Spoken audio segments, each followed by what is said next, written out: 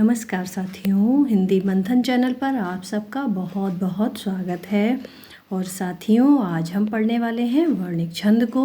इससे पहले हम अपने छंद को, मात्रिक छंद को, छंद में मात्राएं कैसे लगती हैं, वर्णों की गणना किस प्रकार की जाती है, और इन सब को हम बहुत अच्छी तरह से पढ़ चुके हैं। तो यदि आपने अब तक उस वीडियो को नहीं देखा है तो पहले आप जाकर उस वीडियो को देखें, क्योंकि उससे ही आपको ये समझ में आने वाला है कि मात्राएं क्या होती हैं, गण क्या होते हैं और हम गणों की गणना किस प्रकार करते हैं।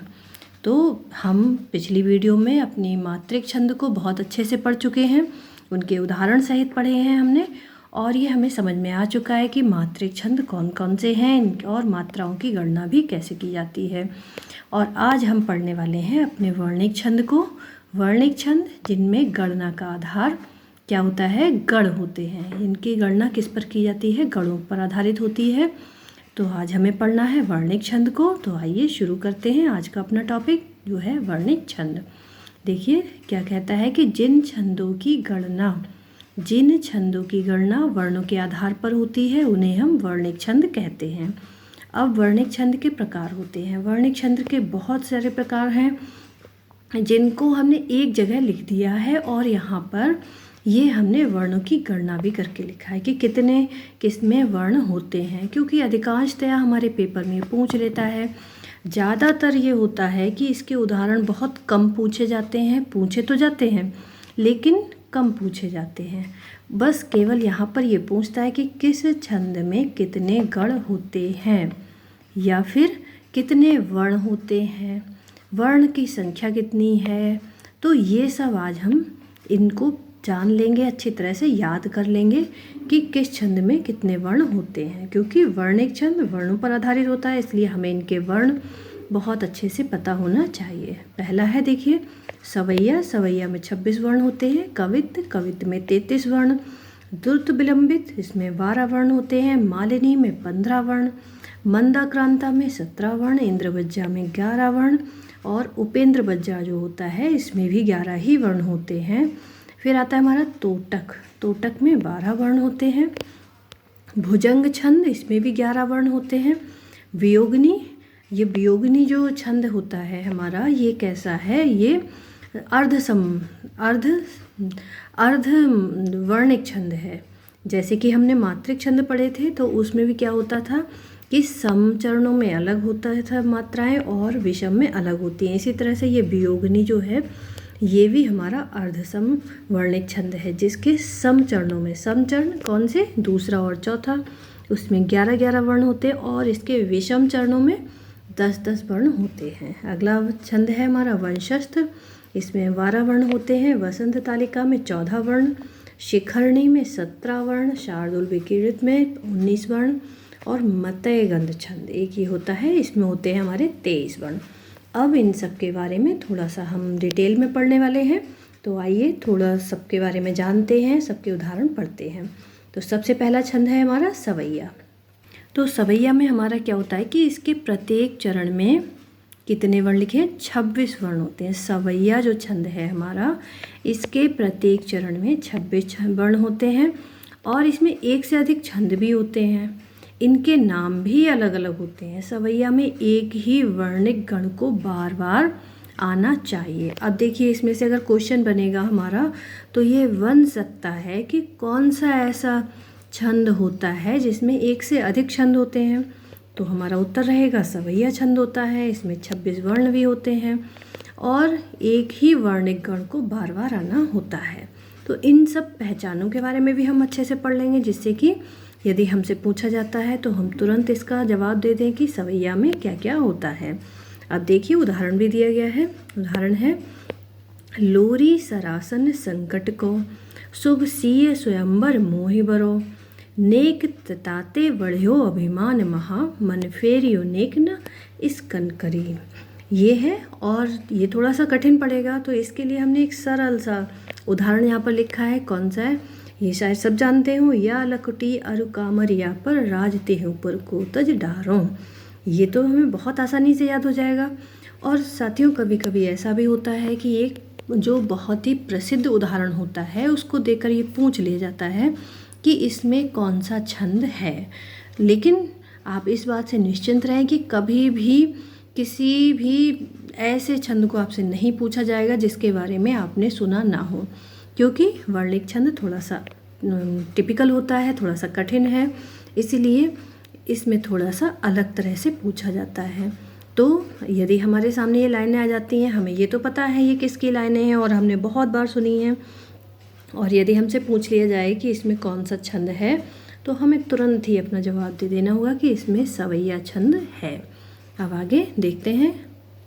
अब आगे हमारा आता है मनहर, मनहरण, घनाक्षरी या कवित्त छंद। अब देखिए इस कवित्त छंद के कितने उदाहरण हैं। चाहे हमारे सामने मनहर आ जाए, मनहरण आ जाए, घनाक्षरी आ जाए या फिर कवित्त छंद, इन तीनों, इन सबको हमें, इन सब के बारे में ये हमें जानना है। तो इसमें क्या होता है, देखिए इसमें होता है कि यह एक वर्णिक समछंद है। इसके प्रत्येक चरण में, सम का मतलब हुआ इसके प्रत्येक चरण, इसमें भी 4 चरण होते हैं, तो इसके प्रत्येक चरण में 31 से 33 वर्ण। अब इसमें हमें संख्या याद रखनी होगी कि 31 से 33 वर्ण तक होते हैं और अंत में 3 लघु होते हैं। 31 से 33 वर्ण और अंत में 3 लघु, ये हमें पहचान इसकी याद रखनी है। अब उदाहरण इसका दिया हुआ है, देखिए क्या लिखा है। मेरे मन भावन के भावन के उद्धव आवन की, सुधि ब्रज गावन में पावन जवै लगी, कहे रत्नाकर सुग्वालिन की, झौर झौर दौर दौर नंद पौर आवन सम सवै लगी। तो ये हमारा इसका उदाहरण है। अब ये भी हमें पता चल गया है किसने लिखा हुआ है। देखिए रत्नाकर लिखा है तो रत्नाकर का द्वारा है ये हमारा लिखा हुआ। तो इस तरह ये हमारा कवित्त छंद का उदाहरण हुआ। अब हम आगे देखते हैं। हमारा अगला छंद है द्रुत विलंबित। द्रुत विलंबित थोड़े से कठिन नाम होते हैं जो वर्णिक छंद हैं उनके, लेकिन हमें ध्यान तो सारे रखने हैं क्योंकि हमारी परीक्षा में कुछ भी पूछा जा सकता है। तो द्रुत विलंबित में 12 वर्ण होते हैं। अब इनमें से क्या होता है, इनमें क्रम क्या होता है, इन वर्णों का क्रम क्या होता है। जैसे कि हमने पूछा कि 12 वर्ण होते हैं। अब अगर ये हमसे क्रम पूछ लिया जाए तो इसमें 1 नगण, 2 भगण तथा 1 सगण होता है। अब ये नगण, भगण, सगण ये सब आपको पिछले छंद के वीडियो में मिल जाने हैं। किस तरह से हम इन गणों को निकालते हैं, हमने एक जो सूत्र पढ़ा था उसमें यमाता राज भान सलगा, उससे ही हम इन गणों की गणना कर लेते हैं। तो आपको इसको जानने के लिए उस वीडियो को देखना ज़रूरी रहेगा। और इसका देखिए कितना प्रसिद्ध सा एक उदाहरण है जो कि हम सब ने पढ़ा हुआ है कि दिवस का अवसान समीप था, गगन था कुछ लोहित हो चला, तरुशिका पर थी राज थी, कमलिनी कुल बल्लभ की प्रभा। ये जयशंकर प्रसाद जी का कामायनी से लिया गया है। तो ये हमारा द्रुत विलंबित में है। इसमें यदि हमसे कभी ऐसा भी हो सकता है कि ये लिखकर हमें दे दिया जाएगा, हमारी परीक्षा में आ जाए और पूछा जाए हमसे कि इसमें कौन सा छंद है, तो हमें तुरंत ही बता देना है कि इसमें हमारा द्रुत विलंबित छंद होगा। अब आइए आगे देखते हैं आगे कौन सा छंद है हमारा। अब हमारा है मालिनी छंद। मालिनी छंद जो कि बहुत ही प्रसिद्ध एक छंद है, अक्सर पूछा जाता है। अक्सर कई परीक्षाओं में हमने ये देखा है कि पूछ लेता है मालिनी में कितने वर्ण होते हैं। और इसका उदाहरण भी देखिए कितना अच्छा सा है। जो लाइनें हमने कई बार पढ़ चुके हैं इनको, लेकिन हमें ये पता नहीं रहता है कि ये किस छंद में लिखी हुई हैं। तो देखिए लिखा है कि ये वर्णिक समृद्ध छंद है जिसके प्रत्येक चरण में 15 वर्ण होते हैं। अब 15 वर्ण तो हमने पढ़ लिए, अब इनका क्रम क्या होता है, तो क्रम में होगा 2 तगण, 1 मगण और 2 यगण। हमने पहले भी कहा है कि तगण, मगण, रगण ये सब हमें पिछली वीडियो में मिल जाने हैं। अब इसका उदाहरण हम देखते हैं। उदाहरण क्या है जो हमने अक्सर सुना है, अक्सर लिखा हुआ हमारे सामने आता है कि प्रिय पति वह मेरा प्राण प्यारा कहाँ है, दुख जल निधि डूबी का सहारा कहाँ है, अब तक जिसको मैं देख कर जी सकी हूँ, वह हृदय हमारा नेत्र तारा कहाँ है। यशोधरा की पंक्तियाँ हैं। तो आपको ये अच्छे से ध्यान रखनी है कि यदि ये पंक्तियाँ हमारे सामने आ जाती हैं तो हमें तुरंत ही ये समझ में आना चाहिए कि इसमें मालिनी छंद हमारा होगा। हमसे परीक्षा में यदि पूछ लिया जाएगा कि इन पंक्तियों में कौन सा छंद है, तो हमें याद रखना है मालिनी छंद है, और जिस मालिनी छंद में 15 वर्ण होते हैं, बस इतना ही हमें ध्यान रखना है। अगला छंद है हमारा मंदाक्रांता। अब मंदाक्रांता में क्या होता है, इसमें प्रत्येक चरण में इसके 17 वर्ण होते हैं और एक भगण, इनका क्रम क्या रहेगा, एक भगण, एक नगण, 2 तगण और 2 गुरु। तो इस तरह से इनका क्रम भी हमने देखा। और इसका उदाहरण क्या होगा कि कोई क्लांता पथिक ललना चेतन शून्य होके तेरे जैसे पवन में सर्वथा शांति पावे। हो तू हो सदैव मन जा उसे शांति देना, लेके गोदी सलिल उसका प्रेम तू सुखना। तो ये हमारा क्या हो गया, मंदाक्रांता छंद हो गया। ये अक्सर इसमें केवल वर्ण ही पूछे जाते हैं, अक्सर परीक्षाओं में केवल मंदाक्रांता के वर्ण ही हमसे पूछता है। अब अगला छंद देखते हैं। अगला छंद है हमारा इंद्रवज्जा। अब इंद्रवज्जा इसमें क्या होता है, इसमें 11 वर्ण होते हैं। अभी हमने पीछे पढ़ा था कि इंद्रवज्जा और उपेंद्रवज्जा इन दोनों में 11-11 वर्ण होते हैं। इसमें क्या होता है कि क्रम क्या रहता है इसका कि 2 जगण और बाद में 2 गुरु मिलते हैं। हमें इंद्रवज्जा छंद में हमें क्या मिलेगा, 2 जगण मिलेंगे और 2 बाद में गुरु मिलते हैं। अब इसका हम उदाहरण देखते हैं। थोड़ा सा फेमस लाइनें हैं, बहुत प्रसिद्ध हैं, हमने कई बार सुनी है कि माता यशोदा हई को जगावें, उठ प्यारे उठो मोहन नैन खोलो, द्वारे खड़े गोप ग्वाल बुला रहे हैं, गोविंद दामोदर मध्य बेती। तो ये हमारी इंद्रवज्जा का एक उदाहरण हमारे सामने आया। अब हम देखते हैं उपेंद्रवज्जा। इसमें भी 11 वर्ण है, लेकिन इसके वर्णों का क्रम बदल जाता है। इसका क्रम क्या रहेगा, 1 नगण, 1 तगण और 1 जगण और बाद में 2 गुरु। 1 नगण, 1 तगण, 1 जगण और बाद में 2 गुरु। तो ये हमारा उपेंद्रवज्जा का उदाहरण है। क्या है कि पखारते हैं पद पदम कोई, चढ़ा रहे हैं फल पुष्प कोई, करा रहे हैं पैपान कोई, उतारते श्रीधर आरती हैं। तो ये हमारा उपेंद्रवज्जा का उदाहरण। हमें ध्यान रखना है कि इसमें केवल 11 वर्ण होते हैं और ये हमारा इसका उदाहरण रहा। अब आता है हमारा तोटक। तोटक, इसको नंदिनी भी कहा जाता है। इस छंद को हम नंदिनी भी कहते हैं और इसके प्रत्येक चरण में कितने हैं, 12 वर्ण होते हैं। इसके प्रत्येक चरण में तोटक अक्सर पूछ लेता है इसमें कितने वर्ण होते हैं, तो इसमें पूछे जाते हैं वर्ण। तो हमें बताना है कि इसमें 12 वर्ण होते हैं और इनका क्रम क्या होता है, इनके क्रम में केवल इसमें 4 सगण रहते हैं। इसमें तोटक में 4 सगण रहते हैं। अब इसके उदाहरण हम देखेंगे जो हमने बहुत बार सुनी हुई हैं हमारी पंक्तियाँ। कौन सा, निज गौरव का नित्य ध्यान रहे, हम भी कुछ हैं ये ध्यान रहे, सब जाए अभी पर मान रहे, मरणोत्तर गुंजित गान रहे। ये लाइनें हमने बहुत बार सुनी हैं, बहुत बार लिखी देखी हैं, लेकिन हमें ये नहीं पता होता कि ये किस छंद में रचित हैं। तो आज हमें ये पता चल गया कि ये तोटक, अगर हमसे तोटक कहा जाएगा तो तोटक हमें बताना, और यदि हमसे कहा जाएगा नंदिनी तो तोटक या नंदिनी हमें अच्छे से पता है कि तोटक या नंदिनी तो एक ही हैं और जिसमें कितने वर्ण होते हैं, 12 वर्ण होते हैं। तो ये हमें इसका उदाहरण याद रह जाएगा। आगे देखते हैं। अगला जो हमारा छंद है इसका नाम है भुजंगी।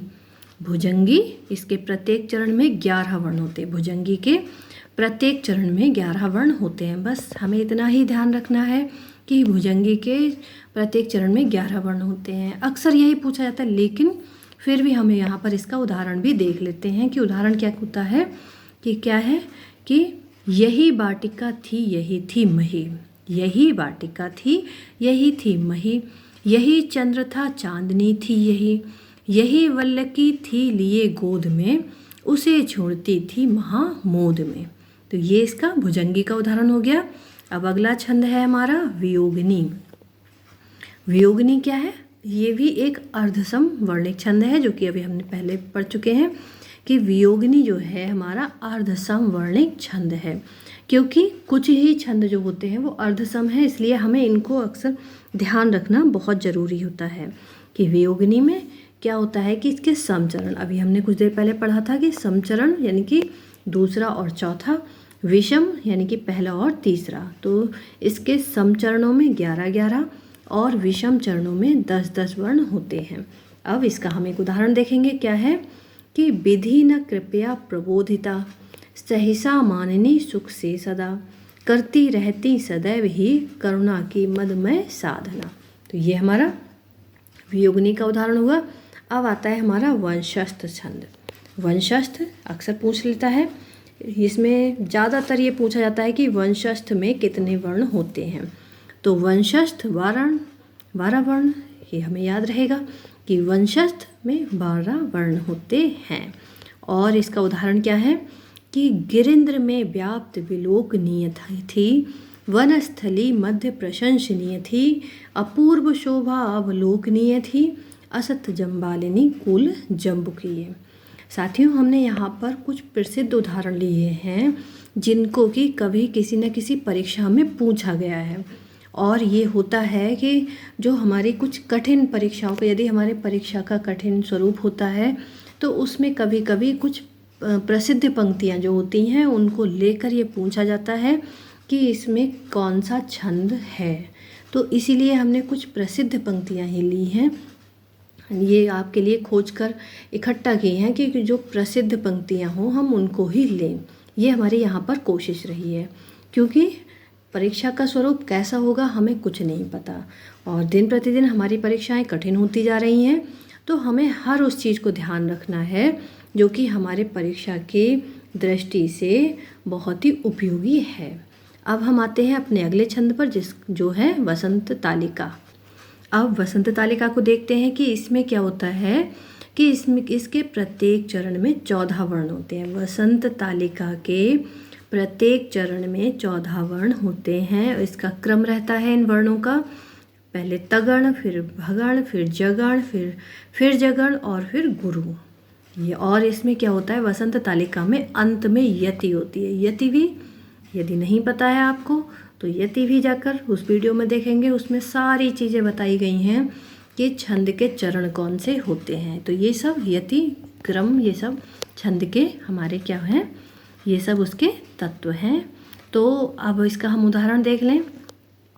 वसंत तालिका का उदाहरण क्या होता है, और इसमें साथियों आपको ये याद रखना है, वसंत तालिका में वर्णों की संख्या अक्सर पूछ लेता है। वसंत तालिका हुआ और वंशस्थ हुआ, इन सब कुछ ऐसे छंद हैं जिनमें वर्णों की संख्या पूछ ली जाती है। तो वसंत तालिका में हमें ध्यान रखना है 14 वर्ण होते हैं। और इसका उदाहरण क्या है कि भूमे रमी शरद की कमनीयता थी, नीला अनंत नव निर्मल हो गया था, छा गई कुंभ में अमिता सितामा, उत्फुल्ल सी प्रकृति थी प्रतिभास होती। तो ये हमारा रहा किसका, वसंत तालिका का उदाहरण। अब हमें पढ़ना है अपने शिखरणी छंद को। शिखरणी छंद जिसमें कि 17 वर्ण होते हैं और प्रत्येक में क्रम क्या रहता है, यगण, मगण, नगण, सगण, भगण तथा लघु गुरु।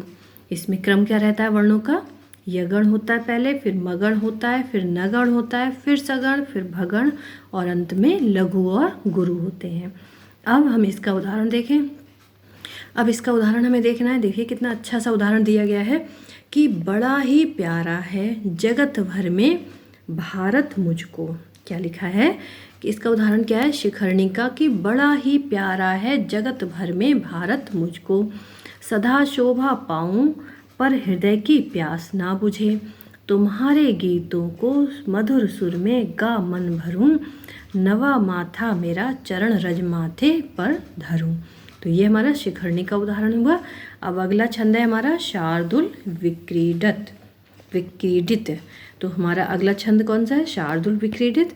इसमें क्या होता है, इसके प्रत्येक चरण में 19 वर्ण होते हैं और गणों का क्रम क्या रहेगा हमारा, मगण, सगण, जगण, सगण, तगण, तगण, मगण, सगण, जगण, सगण, तगण, तगण। तो ये हमारा वर्णों का क्रम रहता है। अब हम इसका उदाहरण देखेंगे। उदाहरण कहता है, माँ विद्या वरदायिनी भगवती, तू बुद्धि का दान दे, माँ अज्ञान मिटा हरो तिमिर को, दो शारदा दो ज्ञान है शारदे। तो ये हमारा शार्दुल विक्रीडित छंद का उदाहरण है जिसमें कि कितने 19 वर्ण होते हैं। अब हम देखते हैं।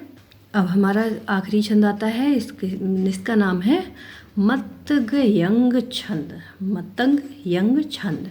इसमें क्या होता है, 23 वर्ण होते हैं। इस छंद में 23 वर्ण होते हैं, ये हमें ध्यान रखना है। और इन वर्णों का क्रम क्या रहता है कि प्रत्येक चरण में 7 सगण, लगातार 7 सगण हमें इसमें मिलते हैं और 2 गुरु होते हैं। और इसकी एक पहचान और है कि इसके पद के जो अंत में है तुकांत होता है। ये इसका जो पद हमारा है उसका जो अंत में हमें तुकांत ही मिलता है। तो इसका हम उदाहरण देखेंगे। बहुत ही प्रसिद्ध सी लाइनें हैं। कौन सी हैं कि शीस पगाना झगा तन में प्रभु, जाने को आही बसे केही ग्रामा, धोती फटी सी लटी दुपटी यरु, पायहु पानहि की नहीं सामा। तो ये हमारा मत्स्य यंग छंद का उदाहरण हो गया। तो इस तरह से हमने अपने पूरे जो हमारे वर्णिक छंद थे उनको भी आज पढ़ लिया और हमें ये पता चल गया कि किस छंद में कितने वर्ण होते हैं। और साथियों, इनसे अलग कोई भी और आपको छंद नहीं मिलने वाला है। तो आप इन सबको याद कर लें अच्छे से, क्योंकि कुछ चीज़ें हमें कंठस्थ करनी ही पड़ती हैं। हर चीज़ को हमें ऐसे नहीं ध्यान रहती है, तो हमें इसके लिए इसे कंठस्थ करनी पड़ेगी और हमें वर्णिक छंद को अपने ध्यान रखना पड़ेगा। इनके उदाहरण को भी आप अच्छे से याद कर लें, क्योंकि यहाँ पर हमने वही उदाहरण लिए हैं जो कि प्रसिद्ध हैं और अक्सर परीक्षाओं में पूछे जाते हैं। जिन परीक्षाओं का स्वरूप बड़ा कठिन सा होता है उसी में वर्णिक छंद के उदाहरण पूछे जाते हैं, अन्यथा तो इनमें बस केवल वर्णों की संख्या पूछ ली जाती है। तो हमने यहाँ पर सारी चीज़ों को अपना समेट लिया कि हमें क्या पढ़ना है और कैसे पढ़ना है। और साथियों, पूरा वीडियो देखने के लिए बहुत बहुत धन्यवाद आपका। और ऐसे ही आप इस तरह से ही इस चैनल पर बने रहें।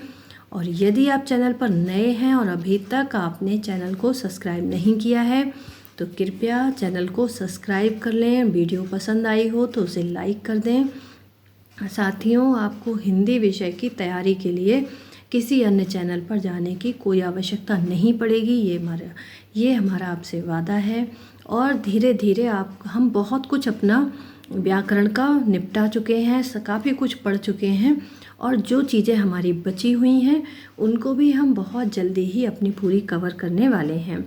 और साथियों, हमारी ये कोशिश रहती है कि हम चीज़ों को इतनी आसान तरीके से आपको बता पाएँ कि आपको ये अच्छे से याद हो जाए और याद करके आप इनका परीक्षा में अपना हल कर सकें। और ये तभी संभव है जब आप पूरा वीडियो देखेंगे। और यदि आपको कुछ सुझाव आपके मन में है, कोई दिमाग में आपके सुझाव आता है कि नहीं ये होना चाहिए, तो आप कृपया लिख दें, कमेंट में करें। उस कमेंट का हम आपको ज़रूर आंसर देंगे। और यदि आपका सुझाव होगा तो हम कुछ नया भी करने का प्रयास करेंगे। साथियों, फिर से मिलते हैं एक बढ़िया से टॉपिक के साथ कुछ समय के पश्चात। तब तक स्वस्थ रहिए, मस्त रहिए, बस पढ़िए और पढ़ के आगे बढ़िए। जहाँ तक हो पढ़ते रहिए। और सबसे ज़रूरी बात जो है कि सबसे पहले अपना स्वास्थ्य का ध्यान रखिए, उसके बाद पढ़ते रहिए। तो इसी शुभकामनाओं के साथ मिलते हैं फिर अगली वीडियो में। तब तक के लिए धन्यवाद। नमस्कार।